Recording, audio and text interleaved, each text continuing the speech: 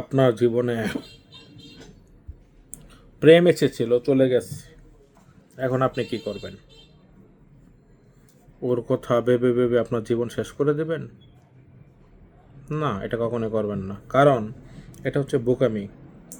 যে আপনাকে ছেড়ে চলে যেতে পারে তাকেও আপনার ছাড়তে হবে, কারণ সে আপনাকে ছেড়ে চলে গিয়ে ঠিক দেখবেন অন্য কারো হাত ধরে অন্য কারো সাথে সময় ঠিকই ভালো কাটাচ্ছে।